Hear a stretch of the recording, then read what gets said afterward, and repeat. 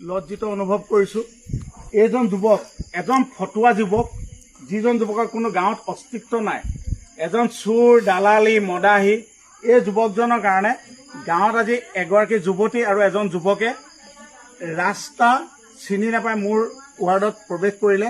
তেনে ক্ষেত্ৰত তেওঁলোকে বেলেগ বাৰ্ণাত্মক সহায় কৰি আহিছিলে, কিন্তু তেওঁলোকৰ ওচৰত সীমিত কেইটামান পানী বটল আছিলে। পানী বটলকেইটা দি অহা অৱস্থাত এইজন যুৱকে অভদ্ৰামী কৰিছিলে, আৰু যিটো আজিৰ তাৰিখত ছ'চিয়েল মিডিয়াত সামাজিক মাধ্যমত ভাইৰেল হৈ আছে, যিটোৰ কাৰণে আমি আজি লজ্জিত। বহুত অভদ্ৰামী কৰিলে, তাৰ কাৰণে আজি আমি গোটেই গাঁওবাসী ইয়াত সমবেত হৈ এইজন যুৱকক আমি যি গাঁওবাসী হিচাপে শাস্তি দিব লাগে আমি দিছোঁ। গতিকে অসমবাসীৰ ওচৰত আমি সম্পূৰ্ণৰূপে লজ্জিত আৰু আমি ক্ষমা বিচাৰিছোঁ। আপোনালোকৰ ওচৰত কৰজোৰে গোটেই গাঁওবাসী হৈ ক্ষমা বিচাৰিছোঁ। আপোনালোকে আমাক ক্ষমা কৰিব, আৰু যদি এনেকুৱা যুৱক এইটো এৰিয়াত আহিলে যদি আপোনালোকে চিনাক্ত কৰে আমাক যোগাযোগ কৰিব। প্ৰতিটো সামাজিক মাধ্যমৰ প্ৰতিটো পেজত, যিকেইটা পেজত ওলাব আমাক যোগাযোগ কৰিব।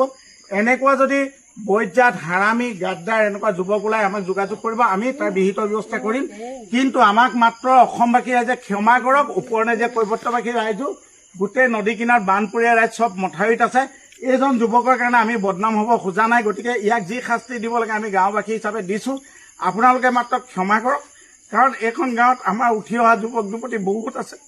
বহুত মানুহ আমাক সহায় কৰিবলৈ আহি আছে। এনেকুৱা যুৱকৰ কাৰণে যাতে মোৰ গাঁওখন, মোৰ উঠি অহা যুৱক যুৱতীসকল লজ্জিত নহয়। গতিকে আপোনালোকে আমাক ক্ষমা কৰি দিব। গতিকে ইয়াক গাঁওবাসী হিচাপে যি শাস্তি দিব